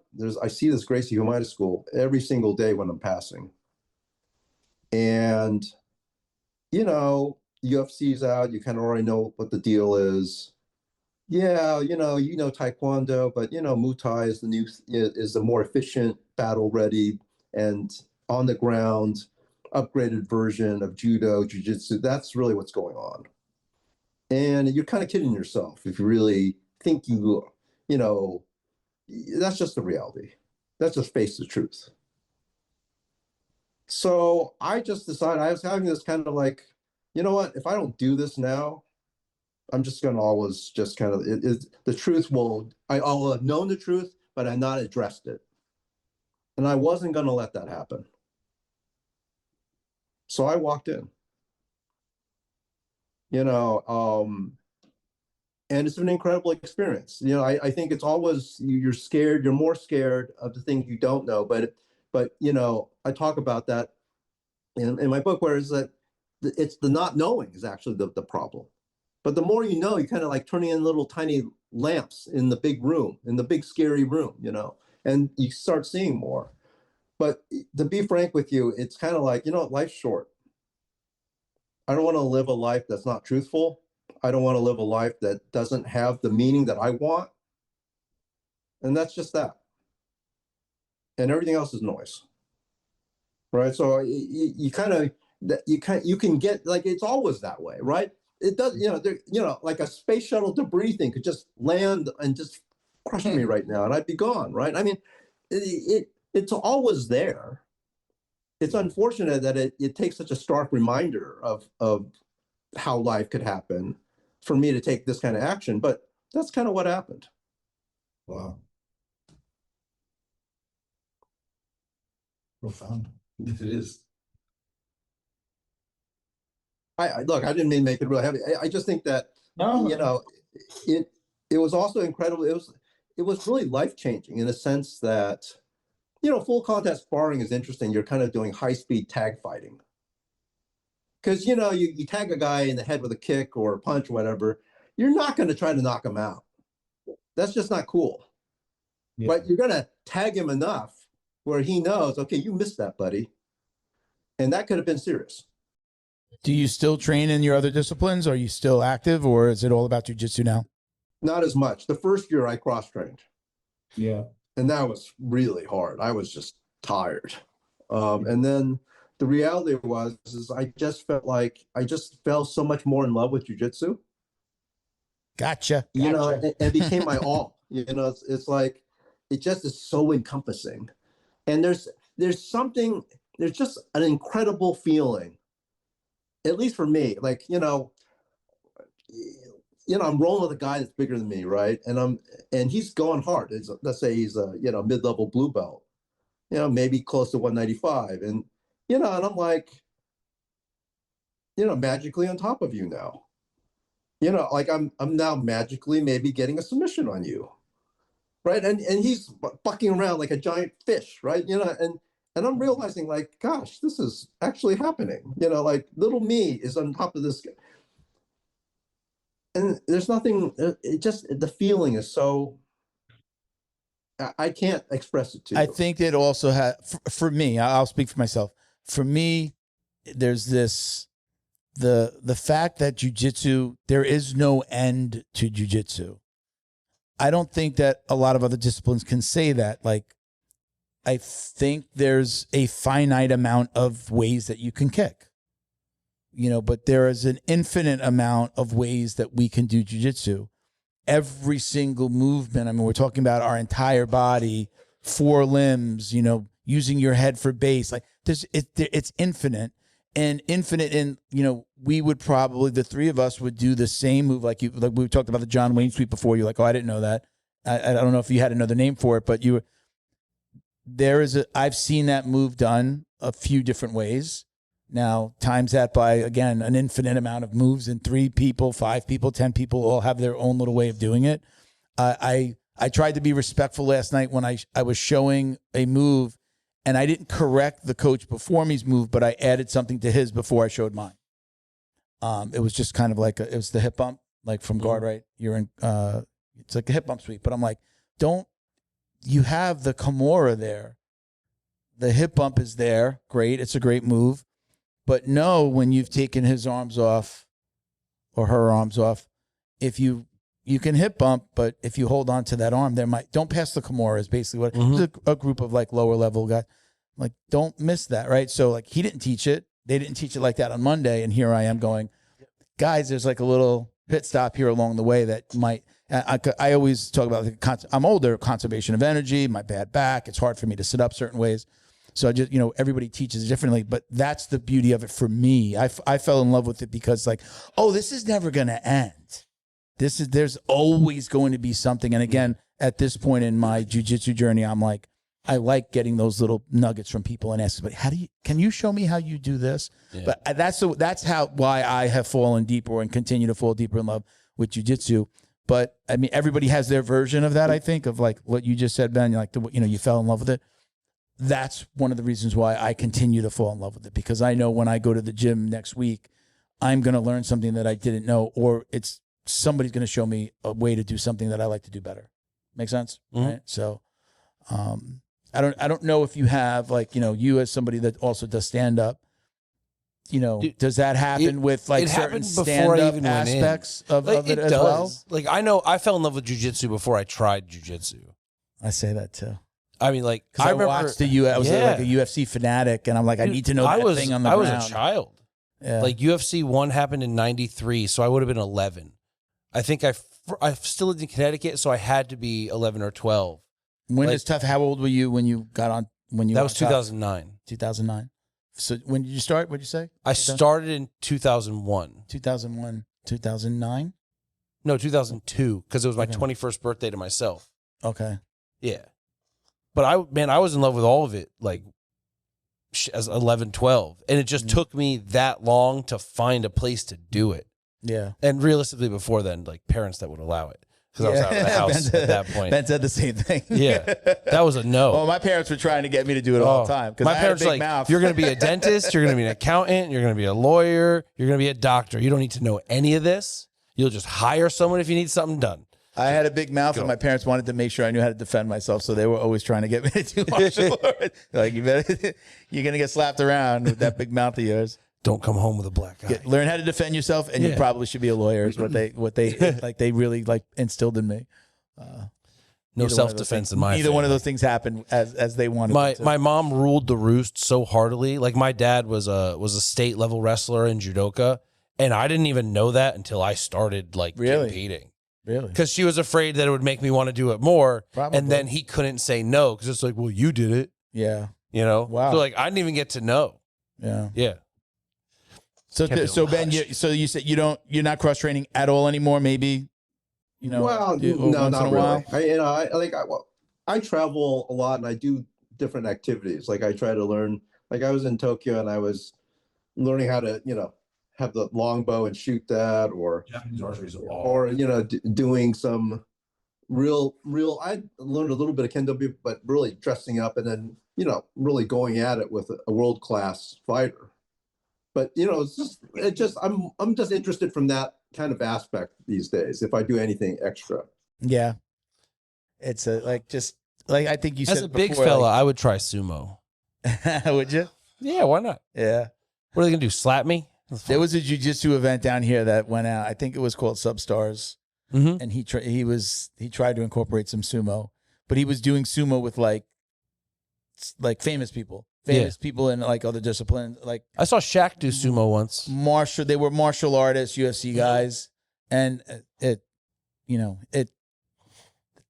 the promotion fell apart. Yeah, so many do, but he was trying to do sumo. He was trying to incorporate sumo. I can see why jiu-jitsu. sumo wouldn't get big here, but it is obviously in its traditional home. Yeah, like there's so much nuance. There's so much behind the scenes. There's so much tradition, and it just isn't present. So you go, cool, slap fighting, throwing and tripping. Got it. Wait, how long are we doing this? And each match is I've never watched a whole sumo. I probably just seen highlights most people probably just have. Or well, most matches aren't very long. No. A handful of seconds. Yeah. Before I forget, you mentioned Chris Burns a couple of times. Did you train with him, under him? No, I've taken multiple lessons with Chris. I hear he's a very unique individual. And he also he came to our school, gave a seminar. I love Chris. Yeah. Chris is, I think what's really interesting about Chris is that I really feel like he has really come into his own. I'm a big consumer of his social media. I love his stuff. Yeah, because he had journaled, right, all of his time with Rickson very carefully. And then did he start with Rickson? No, gosh, I want to say, was it Robig? There was he was in Australia. There was a guy that he was training with or something like that. Then he went to a Rickson seminar. Okay. And then that led to the whole I'm flying to go get training, but because Rickson said, I think he was like an okay in the seminar or something like that. And then okay. And then so Rickson kind of says to Chris, oh yeah, you in LA, you can come, whatever, right? And the story is, Chris flies out there, says, hey, I'm in town. Oh, and another time, and and he does this a couple times. Really? Before Rickson's like, oh, you've flown out here the third time, before he kind of gets the nod. Yeah. That's so old school. A podcaster who interviewed Chris, and I'm not sure this has happened to us where, especially in the beginning, somebody just hears podcasts. Maybe we were like, this was when we used to reach out to a lot of people. I had a girl that would just message people to get them to do scheduling for us. And a lot of people would just think it's just audio. So you would be like, hey, here's the link. And, oh, this is video as well. Yes, yes, it's video. Or even people have showed up. I had a girl show up one time. She's like, "Oh my God, I didn't put on any makeup. I thought we were just recording audio." So anyway, recently he was on a podcast and he showed up in his pajamas. So he's getting introduced in his pajamas, and I made a comment to the guy. The guy had been on the show, the man of law, right? At man of law, and he was just like, "Yeah, he's a character." I go, "Did he show up in pajamas on purpose, or did he not realize it?" I go, "I think he did it on purpose." He's a jiu-jitsu guy. Like, he's in his pajamas anyway, right? There's this era of jiu-jitsu guys, and they're basically college stoners. Yeah, just like, "Oh, this is comfortable. I'm on a Zoom." Do you know who we're talking about? The Chris Burns. Have you seen him? I just looked him up because it's not a very uncommon name. Yeah. His picture looked interesting. He's if it's the right guy, he's great concepts. I like the way I like a little comedy in my jiu-jitsu. We were talking about that last night about, like I talk to roles even with my professors, I joke, I make comments. I have this little thing where, I'll point at the mat and there's nothing there, but they look at it and then I attack them, like just jokingly. So we can have fun like that. I've never rolled with Chris, but the way he talks and he teaches, it's very funny. It's funny and fun and, little tongue in cheek sometimes. I mean, I'll defer to Ben. He's actually trained with him, but I don't know if what we see in the videos and the social media is actually, how it is on the mat. Look, Chris is the nicest and most humblest guy. Yeah. And he's definitely opinionated when he sees something and he doesn't think works, Yeah. Maybe more so than I might just say, you know what, I'm going to show you a different approach, but Chris is I think one of the best things that he's contributed is actually his instructionals. Yeah. Are those relatively new? I've started to see him talk about those recently. Yeah. He's a really, really good instructor, and he covers the details so minutely, and I greatly appreciate that, he's definitely, I would definitely, if I was coaching someone to try to, if they were hungry, right, I would say, look, you have what Chris has been putting out there. You've obviously got what Henry's been doing for a long time. These are good places for you to start. Scott has actually started putting out some really interesting instructionals too. And what I love about Scott's is it's almost like like a really pre-first principle. Okay. Because he also has a background in judo as well as, really understanding body mechanics. So that's also another perspective. But yeah, there's, we're very, it's really important, to try to preserve, to try to make sure it's not, fully lost. Watered down. I think we can have the argument where with sport jiu-jitsu, I think some people take the stance that we're watering it down a bit. Well, it's just different, like you're not going to do barambolos, or you're not going to do your weird somersaulting things if you're worried about getting punched, or if you're worried about, some knee coming down and crushing you or striking you. It's just the reality of self-defense is different from sport. Sport is great. And I want to be clear, like everybody comes to jiu-jitsu for something different. We all have something, some trauma, something that we're trying to come to the sport and get back. I either want to be stronger. I want to feel a little bit more confident. I maybe want to get a fraternity. I'm trying to, I have different reasons that I'm coming to train. Everybody has a different reason. And I think that what's important is that, I don't want to get confused. If you want to know self-defense, right, you should have learned that. It's almost like, but I do have a bias. I do have a bias in jiu-jitsu in that if you're a black belt and you don't know the self-defense portion of, it's a little hard for me to really, it's like, come on, you should at least take the time to incorporate, these very basic techniques and really understand them, how they work. Because even a lot of the self-defense that's taught, it's like, this is like a kata or something, like, it's like, dude, that's never working under pressure. It's not like the hands around your throat are going to get any easier. The guy's trying to kill you. Now, really, what are you going to do? And they're usually bigger than you. It's unlikely that someone's your size that's going to pick a fight with you or try to crush you or try to hurt you, brother. This guy over here. Did you have a comment to make about that? Because when I said the sport jiu-jitsu thing, you were like, how so? Well, I was gonna try to get his thoughts on how the ecological approach is becoming way more prominent or popular, because it would seem that you're quite the traditionalist. You're going back to the old school styles. You're basing your stuff off of Rickson and simplicity versus this new concept, which seems to be. I feel like it's a new old concept.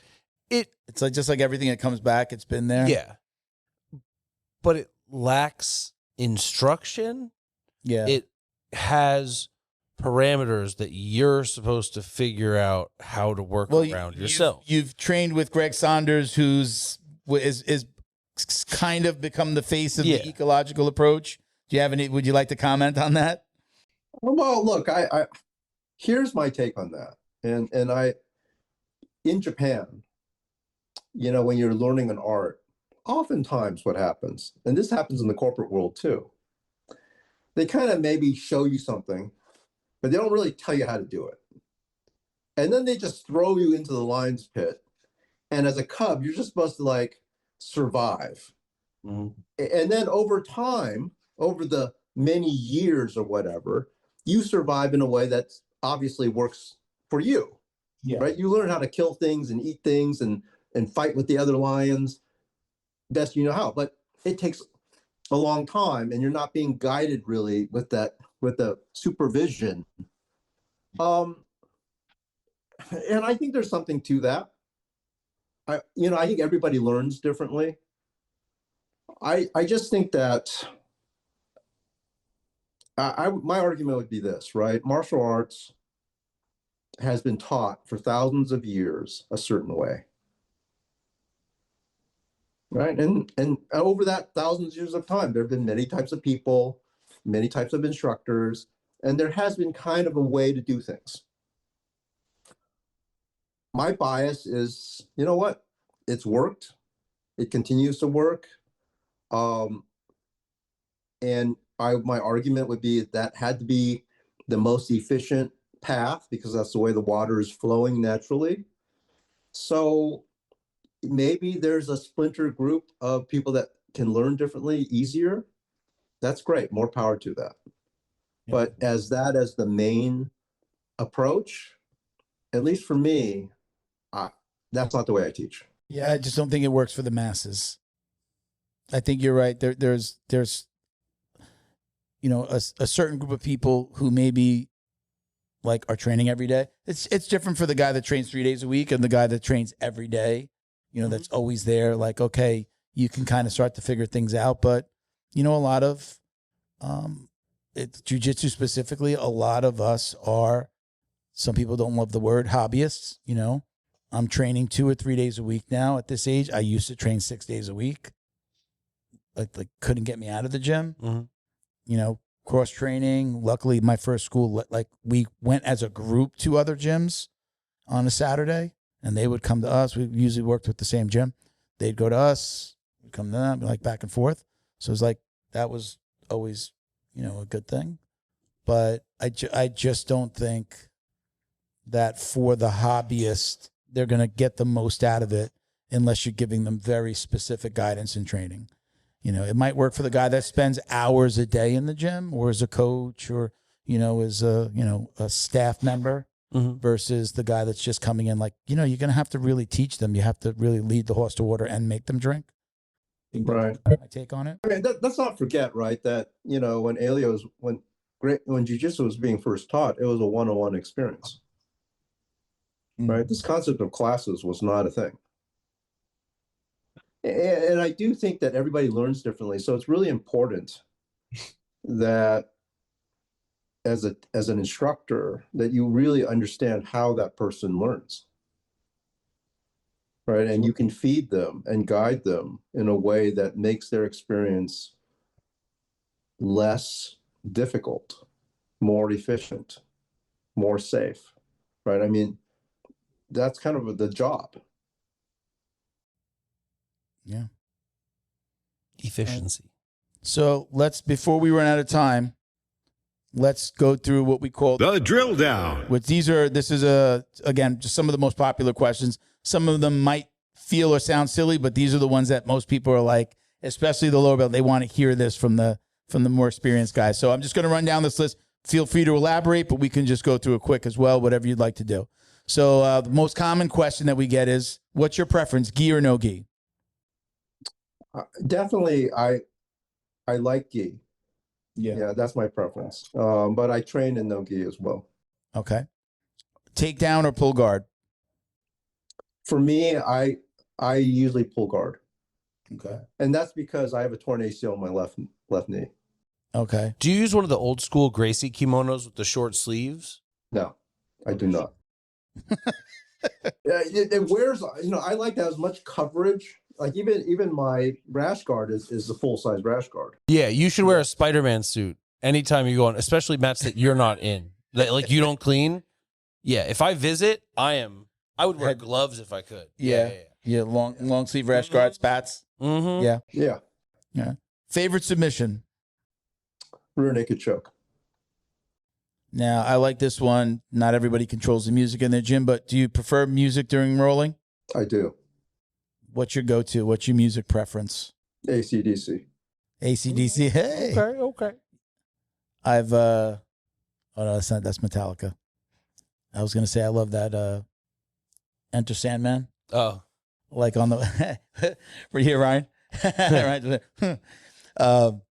I got into it from just watching there's a football team that comes out to that. Is it like Virginia Tech or something like that? I forget who it is. They come out to I saw the video of them, like the crowd, and then the football team like runs out to that song. I saw that and I'm like, I downloaded it. Oh. That's my drive. That's one of my driving to jiu-jitsu songs. Okay. Like the hype. And I want the first minute and a half, and then I'll go back to the beginning when it starts, and just keep on going back to the beginning. I'm a big book on tape guy while I train. I like all kinds of music, but definitely when I'm going to jiu-jitsu, I like to get something to get me hyped.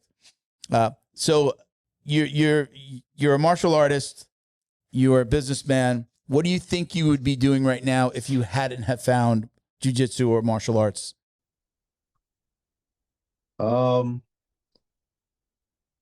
Boy, that's really a tough question. I don't think I would be doing anything different than I'm doing, to be quite honest with you. Yeah, I'm doing what I love to do. Yeah. Yeah. Okay. Are you you mentioned Chris Burns and his instructionals. Are you a big consumer of instructionals, or even like, the 1 minute, instructionals that we see on like Instagram and TikTok? Do you watch that stuff? It's very focused now. I'm only watching, Rickson, Henry, Chris, Scott instructionals fundamentally. You mentioned Danaher early? Were you a Danaher guy? I was in the beginning. Yeah, long ago, and I have a lot of his stuff, but right now I'm hyper focused on Rickson stuff. So I watch those. I have the nice thing about Chris and some of the other guys is I've recorded lessons with those guys, right? And so I'm constantly reviewing and refining and looking at things. Okay. Are you a fan of the UFC? Are you an MMA guy as well? I mean, yeah. I appreciate the UFC. Yeah. Yeah. Favorite competitor to watch, jiu-jitsu or MMA? Do you have somebody that you really like? That's my guy. I like Gordon Ryan, just from the sheer fact that he is so calculated. Yeah. He's calm, calculated. He gets into the engagement, and whatever the engagement is, he knows where he's going, and he's just patient. He's just applying a ton of pressure on you, and eventually you make a mistake, and he slowly weaves his way to that position he wants. Yeah. slowly is there was somebody recently, somebody recorded, I guess, like a Q&A after a seminar, and somebody was just like, basically asking about like, how did you like consciously, I guess I'm paraphrasing here, but like, did you consciously realize that you were slowing the game down for everyone? Like, they go at your pace, and he has this way of like getting to a position where he slows it down to exactly how he wants to submit you. It's like almost like a boa constrictor going slowly. Train really painstakingly. Like I was there, at Henzo's gym in New York, and I trained at his gym when I traveled to New York. And I got to see, Donaher teaching one of these other guys, and it was literally Donaher would roll with him and show him this thing. And it was like maybe 20 moves. And literally, he would recite these 20 moves. He would reset, and they would move painstakingly, very methodically, very slowly. Every hand placement, every foot placement, every knee placement, and they just did this over and over and over again. And I was kind of blown away. I was just like, okay, I get it. This is like, you guys are hardcore. This is super serious. So my next question was, what is your ultimate goal in martial arts? And again, typically I would say, what's your legacy? What do you want people to remember you for? Look, for me personally, my goal, the reason I do martial arts is really just about seeking truth. It seems weird. It seems like, but it's really about that. For me, it's about the notion of seeking the truth. And then as part of that, it's really cool because you kind of discover more and more. The more you learn, the more you interact, the more you learn about yourself. Sure. Right. So for me, it's about, if I leave a legacy for anything, it's really about, one of the reasons I wrote the book, this little tiny journal, whatever, it's really for my current daughter. Because I felt like, gosh, one of the big regrets that I had was not being able to convey all this things that I wanted to teach that person, show them. And so I want to leave a legacy. Okay. And the notion of seeking truth in your life, that's the legacy that I want to leave for my daughter. Was this your first book? Yes. Or have you written okay. Do you feel like, all right, I like the process, I've got other things I'd like to say. Do you feel like there's another book there? Yeah. So Scott and I are talking about that. Yeah. Okay. All right. And our very last question, I think this is probably the most important question that we ask every single What do you guest. think of Derek Moneyberg? No, not that. Oh. Do you or do you not wash your jiu-jitsu belt? And I'm going to add in, and why? I never wash it. Never. Never. And I learned that when I started training in Taekwondo. That was a Really? Yeah, like you were, and part of it is that it carries the way I take it personally, right? The way I think about it is that, it's a thing that carries my sweat, right? My struggles, my learning, and it's with me, and it's been with me on the mat, on all these mats around the world. Right. And I know that people do that, but I was instructed and given that tradition long ago, which was, this is sacred. You're to protect your belt. You're never to wash it. And that was the thinking. And that's how I grew up. So that's how I do it. Ben goes, I don't know if you heard You Ben. hit it with a Lysol real quick? Watch out.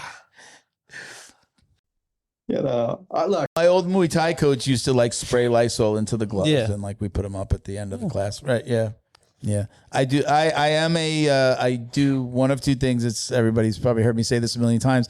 I'll either Lysol and I mix in like a Neutral Zone Clean, like a spray. That's also for like the body. But I hang it. I have a little bag that I carry my stuff. Not a backpack, but a bag that I put in my bag. So when I leave jiu-jitsu, I take my gi top, and my belt, and I put it in a A bag. sweaty bag. Yeah, it's like it's a bag. You can actually just throw the whole thing in the wash, but I do take it out. But yeah, then I was a belt washer up until black belt, and now I do wash it maybe like once a month. But most of like between classes, I'm just Lysoling. Once a month doesn't seem because I feel like reasonable. it's going to get up and walk out of the apartment by itself one day. You know, As long as you air it out, you're good. All right. So Ben, we're going to close on. Go ahead. I was going to say, I still exit the gym and I always bow before I leave. Yeah. And that's what I was taught. Yeah. Yeah. I bow when I exit the mat. I don't think I've bowed like when I leave. Like you're saying at the door when you're leaving, you bow. Okay. That I think it's something that I was never taught. If I was taught that, I would do it. But I've certainly caught myself walking into Publix or to Whole Foods and I've bowed at the door. No, that's just because the door opens too slowly.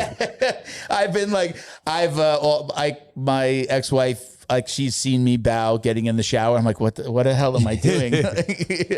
There's only one other into something I've bowed. There's only one other place you bow.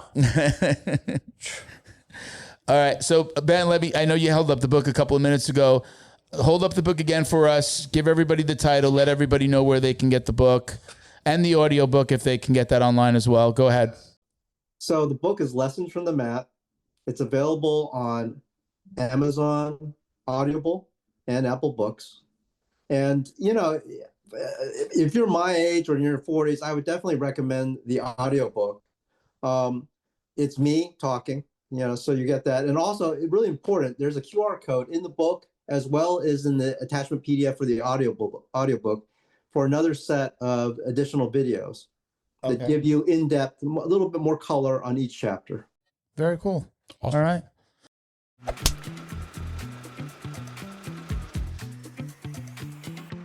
Hey, fellow Jiu-Jitsu dummies. Think about this. How well do you know the people who are training your kids? Does your academy run background checks on all staff members, not just the owner? That's why there's Academy Safe.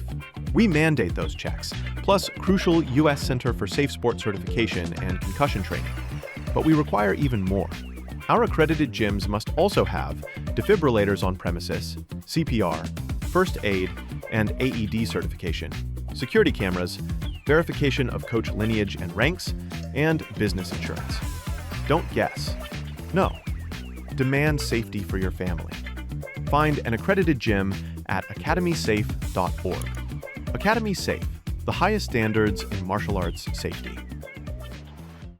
Special thank you to the crew over at Flow and Roll for all their support. Flow and Roll is renowned for their incredible no-gi rash guards, shorts, and leggings. Flow and Roll has quickly become the premier custom apparel provider for academies big and small throughout the United States. Reach out today to discuss your custom order and ask about their incredible pre-order program. You can send an email to flowandroll@gmail.com or visit their Instagram at flow_n_roll and shoot them a direct message. And yes, they can create an awesome custom gi for your academy as well. Visit flowandroll.com to check out their awesome designs, and remember, you'll get 20% off your purchase of t-shirts, rash guards, or gis with code JJD.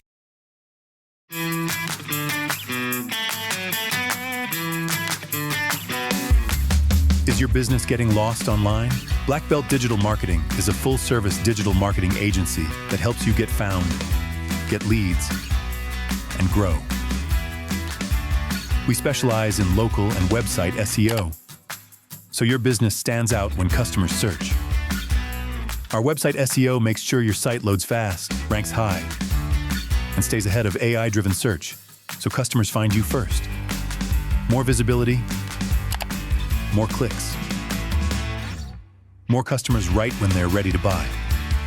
Grow your business online with Black Belt Digital Marketing. Visit bbdigitalmarketing.com or call 9542-204932 today. I look forward to listening to that. So thank you very much for joining us again. I told you, stick around. We're just going to say goodbye. We'll thank you to Leo Optics. I found a couple of glasses, Ben. Oh, did you? I got them here for our next in-house guest. Awesome. I remembered mine today. So Leo Optics, shout out to Leo Optics, our go-to brand for sunglasses and apparel featuring their unique bamboo sunglasses. You want to go ahead and show the camera the little, so you got the stripe on the inside, right? You can get your stripe Like, obviously, this would be for a black belt. Born in Southern California, their products embody the BJJ lifestyle that we all know and love. You can visit Layout Optics and use code JJD to get 10% off your order. They are also supporters of Academy Safe. You can check us out at Jiu-Jitsu Dummies for all the ways to watch, listen, and support. You can check me out. I'm the guy behind the Jiu-Jitsu Dummies handle, but you can check me out at Uncle Milty BJJ as well. Shout out to my daughter who got married last weekend. Woo-hoo. It was amazing. One of the best parties one of the best receptions parties I've been to. Awesome. A bunch of 30-year-olds running around dancing their asses off. How many of them were single, Milton? Hey, let's not get into that. But my daughter Tori's amazing. She works for my marketing company as well. We missed her this week. She's been on her honeymoon, but my God, we can't wait till she gets back. And we've got a load of work for her when she gets in. But that was amazing. You want to give yourself one more shout out? With Most importantly, find me on Instagram, MMA Coach Ben. Great follow. I've said it a million times. Throw a triangle choke on that follow button. Be sure to lock in with the goodies, which recently has mostly been your stuff. I've been a little lazy with my socials, but that's okay. Because we still have Fight Tape, the absolute best in combat sports. Get everything you need for your fight, your corner, and your jits. I almost wore one of your t-shirts today. You should. They're very stylish. You have your Hammer Jiu-Jitsu shirts on fighttape.us, right? Shopify is giving me issues with a lot of my older designs. I have my Fight Tape shirts and stuff. Everything's up there. Okay. And I do have a little like subcategory for like my old gym prints. Yeah. But for some reason, all of my like non-gym affiliated designs just don't want to show up. I got to yell at Shopify. And we could take a look at it together. Cool. So, all right, Ben, thank you again for joining us. I appreciate you so much. Thank you for reaching out.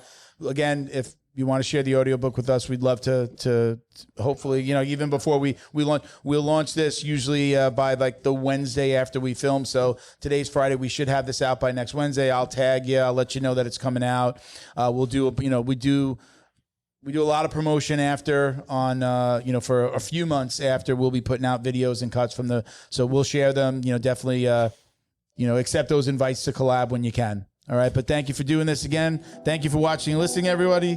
Peace, love, jiu-jitsu. Peace.